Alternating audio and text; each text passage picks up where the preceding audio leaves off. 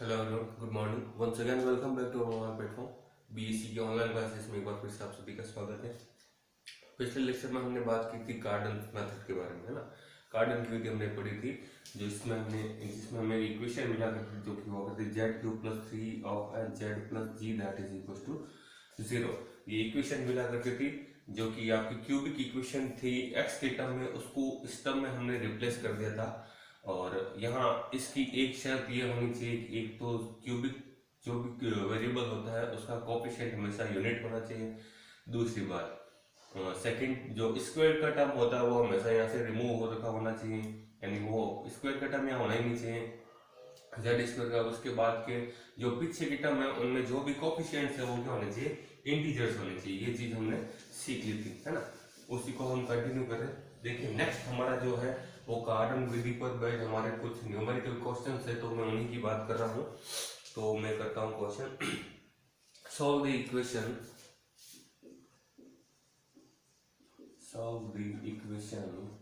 और इक्वेशन दे रखी है आपको 35 of x cube minus 18x square plus 1 that is equal to 0 by Cardan's method.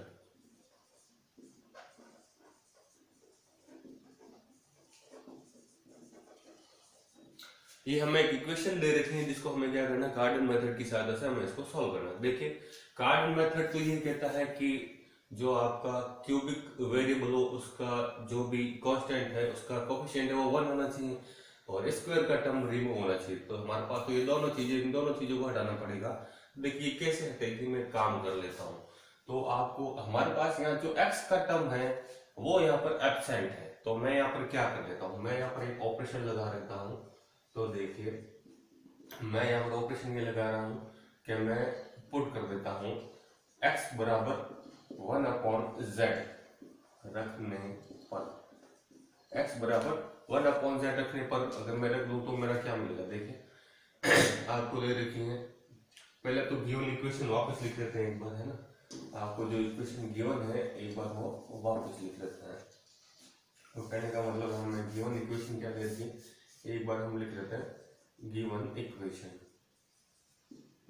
Equation जो कि दे रखी है आपकी 35 of x cube minus 18x square plus 1 that is equal to 0। इसको हम क्या ले रहे हैं, इक्वेशन नंबर क्या है, फर्स्ट है। अब मैं पुट कर देता हूँ x is equal to 1/z रखने पर, हमने पुट किया करके x is equal to 1/z। तो देखिए क्या हो जाएगा, ये हो जाएगी 35 ऑफ एक्स क्यूब यानी कि 1/z का क्यूब माइनस 18 ऑफ 1/z का square plus 1 that is equal to 0। तो इसको हम कैसे लिख सकते हैं, इसको हम 35/z cube minus 18/z square plus 1 that is equal to 0। और यहाँ से मैं अगर z क्यूब अपना एलसीएम ले लूँ तो हमारे यहाँ पर रिजल्ट आएगा 35 minus 18z plus z cube that is equal to 0। z cube को इक्वालिटी के क्रॉस में मल्टीपल करवा दूं तो हमारा रिजल्ट यही बचेगा सिर्फ, यानी कि z cube minus 18z plus 35 that is equal to 0। इसको हम कह देते हैं इक्वेशन नंबर क्या है, 2 है। अब देखिए ये हमारी कार्डन की इक्वेशन मिल गई है, क्यूबिक इक्वेशन। z क्यूब का कोएफिशिएंट भी 1 है, z स्क्वायर का जो भी आपका कोएफिशिएंट होता है, z स्क्वायर की जो टर्म है वो पूरी इसमें है ही नहीं, बिल्कुल हटी हुई है। और बाकी के जो पीछे के कोएफिशिएंट्स वो क्या है, इंटीजर्स हैं, ठीक है। तो देखिए इसको सॉल्व करना है, इसको हमें सॉल्व करना है। तो मैं मान लेता हूं इसका एक हल, माना समीकरण 2 का हल, एक हल मान लेता है z इज इक्वल टू, जो कि हमेशा हम माना करते हैं p power 1/3 plus q power 1/3 है। क्या है, p power 1/3 plus q power 1/3। तो in this case z cube ले लूँ तो मुझे इन दोनों का क्यूब, इसका होल क्यूब लीजिए तो क्या मिलेगा, a क्यूब यानी कि p plus q plus 3ab into a plus b यानी कि 3p power 1/3 q power 1/3 into whole p power 1/3 plus q power 1/3। और p power 1/3 plus q power 1/3 ये फिर से क्या हो जाएगा, z हो जाएगा। अब इस वैल्यू को हम इधर पुट कर देंगे, क्या मिल जाएगा, z cube minus 3p power 1/3 q power 1/3 into में ये क्या हो गया, z हो गया। और ये ब्रैकेट पड़ा है हमारे पास इधर प्लस का, तो उधर जाकर क्या हो जाएगा माइनस का, तो माइनस का p plus q that is equal to 0। इसको हम क्या देते हैं, इक्वेशन नंबर क्या है 3 है। ये हमारे पास इक्वेशन नंबर 3। अब मैं क्या कर लेता हूँ, इक्वेशन 2 और 3 का कंपैरिजन करवा देता हूँ, तो हमें क्या रिजल्ट मिलेगा देखिए। तो समीकरण 2 व 3 की तुलना करने पर तो देखिए क्या रिजल्ट मिलेगा। हम समीकरण 2 और 3 की तुलना कर दे रहे हैं, तो देखिए क्या रिजल्ट मिलेगा। 2 और 3 की हमने क्या कर दी, तुलना कर दी, तो कोफिशिएंट्स की तुलना कर दीजिए आप। तो देखिए z का कोफिशिएंट, z क्यू का तो एक ही छोड़िए, z का कोफिशिएंट यहाँ माइनस का 3 है और ये है, और यहाँ माइनस का 3, माइनस से माइनस कर देगा, ये 6 टाइम बढ़ जाएगा। तो कहने का मतलब p पावर 1/3 q पावर 1/3 की जगह कौन है 6 है, तो यहीं से मैं लिख देता हूँ p पावर 1/3 q पावर 1/3 उसकी जगह कितना है 6 है। कहने का मतलब मैं यहाँ से अगर p q निकालूंगा तो वो क्या मिलेगा, इसका होल पावर 1/3 को तो भी दूंगा, वो 6 की पावर 3 हो जाएगी, जो कि हो जाएगा 216 यानी कि 216 आ जाएगा। क्लियर। अब इसी तरह से यहाँ से देखिए minus of p plus q का कोएफिशिएंट कौन है, यहाँ पर 35 है। तो again minus of p plus q, minus of p plus q, उसकी जगह हमारे पास कौन है minus of p plus q, minus of p plus q, उसकी जगह है हमारे पास 35, उसकी जगह है हमारे पास कितना 35 है। क्लियर। अब देखिए हम मान लेते हैं कि p और q जो है वो अपने पास कोई अदर इक्वेशन है उसके रूट्स है। तो माना p तथा q, माना p तथा q एक निम्न समीकरण मान लेते हैं, जिस पे साइन नहीं चल रहा है, एक मिनट। देखिए मान लेते हैं p और q एक इक्वेशन होती है जो कि हम p की टर्म्स में माना करते थे, उसके हम इसके रूट्स मान लेते हैं। क्लियर। तो देखिए क्या आएगा,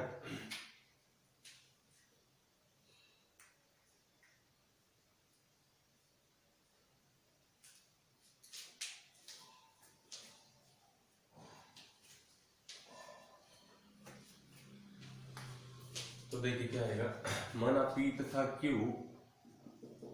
निम्न समीकरण के मूल है, और समीकरण मान लेते हैं कौन सी, वही टी वाली, टी स्क्वायर माइनस मूलों का योग यानी कि p plus q into t plus मूलों का गुणनफल पी क्यू बराबर 0। इसको क्या देते हैं हम इक्वेशन नंबर 4 कर दे रहे हैं। क्लियर।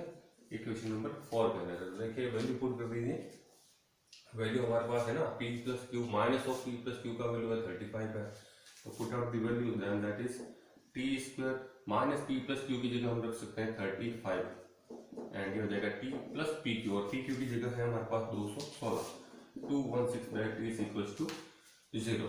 तो देखिए इसके अपन क्या कर लेते हैं, फैक्टर कर लेते हैं, या तो सीधा 4 इसी की या फिर फैक्टराइजेशन लगा दीजिए। फैक्टराइजेशन इसका कितना हो रहा है देखिए, 35 का हो जाएगा आपका 8 एंड 27 हो जाएगा, तो ये हो जाएगा t square plus 8t plus 27 of t है ना, plus 216 that is equal to 0। तो यहाँ से देखिए आपका t आ जाएगा कॉमन, तो जाएगा t प्लस 8 प्लस 27 कॉमन जाएगा, यहाँ से भी क्या मिल जाएगा t plus 8 that is equal to 0। कहने का मतलब हमारा t plus 8 into t plus 27 that is equal to क्या मिला 0। तो यहाँ से t का वैल्यू क्या मिला -8 माइनस 27, -8 ये मिला। अब t का वैल्यू ये मिला, तो मान लेते अब t है क्या स्क्वायर, और इसके रूट्स क्या है p और q, तो मान लेते हैं कि p का आंसर ये है और q का आंसर ये है। तो लेट कर लेते हैं हम ये p that is equal to -8, p that is equal to -8 and q मान लेते हैं -27। तो p और ये q मिल गया, तो हमें तो क्या चाहिए थे, p पावर 1/3 q पावर 1/3 चाहिए थी। तो यहाँ से मैं p पावर 1/3 निकल कर ये क्या मिलेगा माइनस का 2 और यहाँ से मैंने निकाल सकते क्यू पावर 1/3 जो कि क्या मिल जाएगा -3 मिल जाएगा। इनका क्या ले लिया हमने, क्यूब रूट ले लिया, घनमूल ले लिया। तो अब देखिए, अब ये तो हमें मिल गया। ठीक है। अब देखिए हमारे पास इक्वेशन थी क्या, इक्वेशन तो थी हमारे पास ये रही, इक्वेशन नंबर 2 ये रही। हमें तो रूट्स इसके निकालने हैं, ये तो हमने इसके लिए निकाल ली। क्लियर। अब हमें निकालने किसके हैं, रिक्वायर्ड किसके हैं, इसके हैं। इसके निकालने, इसकी सहायता से अपने को जो गिवन है उसके निकालेंगे। क्लियर है। तो यहाँ पर टोटल प्रोसेस 3 टाइम्स होगा। क्लियर। तो पहले इसके रूट्स की बात करते हैं, और इसके रूट्स हमने निकालने सीख लिए थे। इसके 3 रूट्स हुआ करते थे। एक तो हुआ करता था आपका p power 1/3 plus q power 1/3। एक हुआ करता था आपके अगर ओमेगा अगर आपके cubic unity of cubic root हो तो omega p power 1/3 plus omega square q power 1/3। और एक हुआ करता था आपका omega square p power 1/3 plus omega q power 1/3। Clear. तो मैं समीकरण 2 के रूट्स की बात कर रहा हूँ। क्लियर। तो देखिए क्या मिलेगा, ये मानते। क्लियर। अब देखिए, अच्छा समीकरण 2 है हमारे पास ये रही, तो इसके रूट्स तो हमारे पास क्या है, इसके रूट्स तो लेट करने पड़ेंगे हमें, क्या अल्फा बीटा और गामा लेट कर देते। क्लियर। तो देखिए हमारे पास क्या रिजल्ट मिलेगा, लेट दी रूट्स ऑफ जो हमें जो मिलते हैं ना वो तीनों roots p power 1/3 plus q power 1/3 उसको अल्फा नाम दे रहे हैं, और p omega into p power 1/3 plus omega square p q power 1/3 उसको हम बीटा नाम देते हैं, और नेक्स्ट को गामा नाम देते हैं। तो लेट कर लेते हैं माना समीकरण 2 के मूल अल्फा बीटा व गामा है।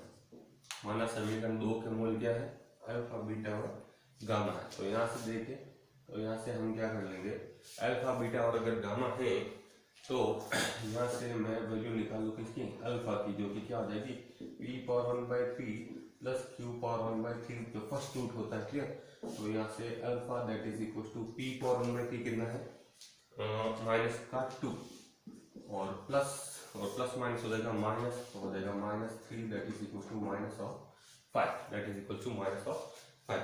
इसके साथ ही अगेन बीटा क्या होता है, बीटा होता है हमारे पास omega p power 1/3 plus omega square of q power 1/3। और ओमेगा स्क्वायर आपके क्या होते हैं, यूनिटी ऑफ क्यूबिक रूट्स होते हैं, जिनके वैल्यू हमने निकाल देते हैं, जो कि निकाला था -1 plus iota root 3 -1 plus minus iota root 3/2, जिसमें प्लस का वैल्यू ओमेगा होता है और माइनस का वैल्यू ओमेगा स्क्वायर होता है। तो बाई 2 को अलग अलग लिख देंगे, तो हमें क्या मिलेगा, देखिए -1/2 प्लस आयोटा रूट 3/2, ये तो हो जाएगा ओमेगा का वैल्यू इंटू p पावर पड़ा है माइनस p पावर 1/3, जो कि कितना है हमारे पास माइनस का 2 है, ये हो गया माइनस का 2। और नेक्स्ट है हमारे पास प्लस ओमेगा स्क्वायर, और ओमेगा स्क्वायर है -1/2 माइनस आयोटा रूट 3/2 और q पावर 1/3, वो है हमारे पास कितना माइनस का 3 है। क्लियर। तो यहाँ से देखिए बीटा क्या मिल रहा है हमें, बीटा मिला, इसको देखिए अंदर मल्टीपल करो तो -2 का अंदर मल्टीपल करूंगा तो ये मिलेगा 1, और हो जाएगा प्लस माइनस -2 से 2 कर जाएगा तो आएगा आयोटा रूट 3 प्लस है, जो माइनस का अंदर गुणा करें दोनों क्या हो जाएंगे, प्लस हो जाएंगे, ये तो हो जाएगा 3/2, ये तो हो जाएगा 3/2, और ये कितना हो जाएगा प्लस का 3√3 है ना, आयोटा 3√3/2 हो जाएगा। क्लियर। तो देखिए जो बिना आयोटा के उनको एक साथ मिल जाएगा 1 प्लस 3/2, और यहाँ से प्लस आयोटा कॉमन ले लेते हैं, प्लस का आयोटा कॉमन ले तो पहले प्लस वाला टर्म लिख दिया, यानी 3√3/2, और यहाँ से मिल रहा है माइनस का √3। क्लियर। तो देखिए कितना मिलेगा, ये हो जाएगा 5/2, एंड ये हो जाएगा प्लस का आयोटा, आप 2 एलसीएम ले लीजिए तो क्या आ जाएगा 3√3 minus 2√3 that is √3 only, that is only √3/2। तो कहने का मतलब बीटा बराबर आप वापिस 2 एलसीएम ले लीजिए, क्या आ जाएगा 5 प्लस आयोटा √3/2, 5 प्लस आयोटा √3/2, ये वैल्यू मिल जाएगी हमें किसकी, बीटा की। और इसी तरह से नेक्स्ट वैल्यू हम किसकी निकाल सकते हैं, गामा की। तो मैं यहाँ से थोड़ा इरेज कर लेता हूँ।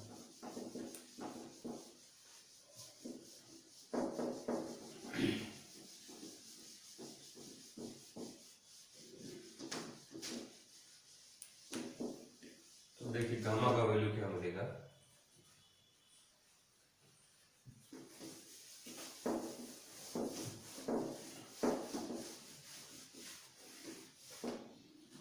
देखिए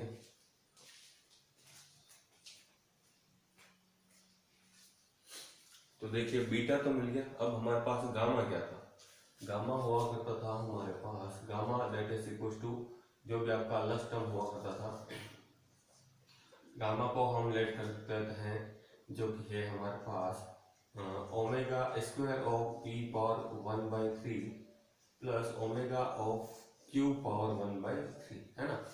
तो देखिए वैल्यू पुट कर देते हैं, तो बराबर ओमेगा स्क्वायर कितना हो जाएगा -1/2 माइनस आयोटा √3/2 है ना, और पी कितना है -2 है, प्लस ओमेगा यानी कि -1/2 प्लस आयोटा √3/2 और इंटू में क्यू कितना है -3, क्यू कितना है -3 है। तो देखिए क्या मिलेगा, तो देखिए यहाँ से क्या मिल जाएगा बराबर, यहाँ से भी हम क्या कर लेते हैं -2 का अंदर मल्टीपल करा दीजिए तो दोनों में प्लस क्या हो जाएंगे, 2 से 2 कट जाएंगे, तो ये मिलेगा 1 प्लस आयोटा √3। क्लियर। नेक्स्ट यहाँ भी माइनस से अंदर मल्टीपल करा दीजिए तो हो जाएगा प्लस, तो ये हो जाएगा प्लस का 3/2 एंड ये प्लस माइनस हो जाएगा माइनस, तो ये हो जाएगा आयोटा 3√3/2। क्लियर। तो बिना आयोटा के एक साथ लिख देते तो 1 + 3/2 एंड प्लस आयोटा कॉमन ले लिया, ये हो जाएगा √3 - 3√3/2। क्लियर। तो देखिए क्या मिलेगा, ये हो जाएगा फिर से 5/2 प्लस ये आयोटा पड़ा है और ये कितना हो जाएगा 2√3 - 3√3 दैट इज -√3, तो प्लस माइनस हो जाएगा -√3/2। तो फिर से आपका एलसीएम आ रहा है 2, तो ये आ जाएगा 5 माइनस आयोटा √3/2, 5 माइनस आयोटा √3/2। ये तो निकाल लिए आपने अल्फा बीटा और गामा के वैल्यूज, किसके लिए निकाले हैं, इक्वेशन नंबर 2 के लिए निकाले, पर गिवन इक्वेशन तो आपको इक्वेशन फर्स्ट थी, आपको इक्वेशन फर्स्ट के रूट्स निकालना है। क्लियर। तो देखिए इसके लिए क्या करेंगे, सिंपल सी चीज है, क्योंकि वी नो दैट हमने एक चीज ली थी x = क्या लिया था 1/z लिया था। क्लियर। x = 1/z लिया था, इसलिए समीकरण 1 के मूल क्या हो जाएंगे 1/अल्फा 1/बीटा व 1/गामा होंगे, 1/अल्फा 1/बीटा 1/गामा, क्योंकि z के क्या माने, हमने z के क्या माने अल्फा बीटा गामा, समीकरण 2 क्या थी z की टर्म में थी जिसके अल्फा बीटा गामा माने, और x = 1/z है, तो इसके क्या हो जाएंगे 1/अल्फा 1/बीटा 1/गामा हो जाएंगे। Clear. Then the roots are 1/अल्फा, अल्फा कितना निकाला हमने, अल्फा निकाला है -5 एंड 1/-5 दैट इज -1/5। इसी तरह से 1/बीटा, तो 1/बीटा और बीटा कितना निकाले हमने, बीटा ये पड़ा 5 + आयोटा √3/2, तो 5 + आयोटा √3/2 करूंगा तो 2 ऊपर की ओर चला जाएगा, तो ये उल्टा हो जाएगा, यानी कि 2/ हो जाएगा 5 + iota √3। Clear. And last is हो जाएगा हमारे पास 1/गामा, तो इसका भी उल्टा कर लीजिए, 1/ है तो 2/ हो जाएगा 5 माइनस आयोटा √3। अब देखिए एक्चुअली आयोटा की एक प्रॉपर्टी होती है, अगर वो डिनोमिनेटर में हो, एक तो न्यूमरेटर होता है डिनोमिनेटर होता है, अगर डिनोमिनेटर में अगर आपका आयोटा पड़ा हो यानी कि हर में अगर आयोटा पड़ा हो तो उसको आप अंश में चेंज कीजिए, तो यहाँ एक ही फैक्टर काम करता है रेशनलाइजेशन यानी कि परिमेयकरण। तो यहाँ पर मैं इन दोनों का क्या कर देता हूँ परिमेयकरण, देन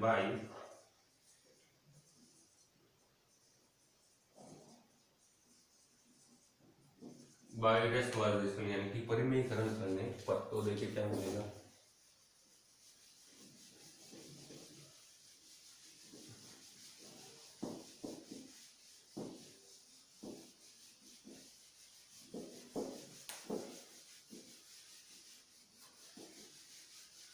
तो हमने परिमेयकरण कर दिया है, तो देखिए परिमेयकरण हम अब कर देते हैं, तो देखिए क्या मिलने वाला है,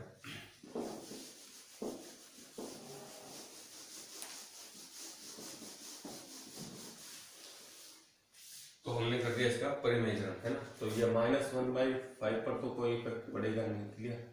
नेक्स्ट है 2/5 प्लस आयोटा √3, तो इसका रेशनलाइजेशन करना आपको आता होगा, तो इसको हमने 5 माइनस आयोटा √3/5 माइनस आयोटा √3 से क्या कर दिया मल्टीपल और डिवाइड करवा दिया। इसी तरह से अगला है हमारे पास 2/5 माइनस आयोटा √3, तो उसको भी हमने क्या कर दिया 5 प्लस आयोटा रूट 3 से मल्टीपल और डिवाइड करवा दिया।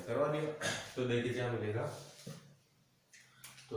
मिलेगा, ये पड़ा है हमारे पास -1/5 और ये देखिए 2 इंटू हो जाएगा हमारे पास कितना 5 minus iota root 3 divided by a plus b into a minus b, that is a square minus b square, यानी कि 5 का स्क्वायर 25 माइनस आयोटा रूट 3 का जब होल स्क्वायर करूंगा तो आयोटा स्क्वायर -1 मिलेगा, माइनस माइनस प्लस हो जाएगा और रूट 3 का स्क्वायर आपका 3 होता है। क्लियर? तो ये कहने का मतलब 25 प्लस 3 आपको दे देगा 28, ये दे देगा 28। Clear? Next 2 into 5 plus iota root 3 divided by वही a plus b a minus b, तो a square minus b square, ये भी कितना देगा, देखिए सेम टर्म है ये और ये, तो ये भी कितना देगा 28। कहने का मतलब हमारे पास रूट्स कितने मिल जाएंगे -1/5, ये 14 टाइम्स हट जाएगा तो 5 minus iota root 3 divided by 14 and last root is 5 plus iota root 3 divided by 14।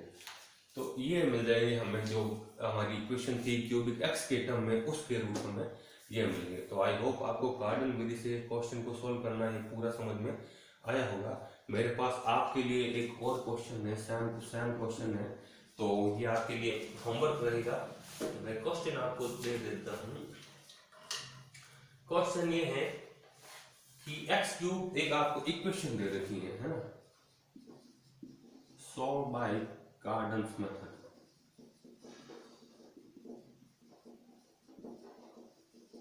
Solve by Cardan's method और गिवन इक्वेशन है आपको, इक्वेशन आपको दे दी है इसने x cube plus 6x square minus 12x plus 2 plus 32 that is equal to 0। ये equation है और जब इस टाइप की इक्वेशन मिले तो इसको कार्डल में चेंज करने का एक ही तरीका होता है कि पहले वाले आपका जो स्क्वायर का टर्म है उसको तो करना है रिमूव।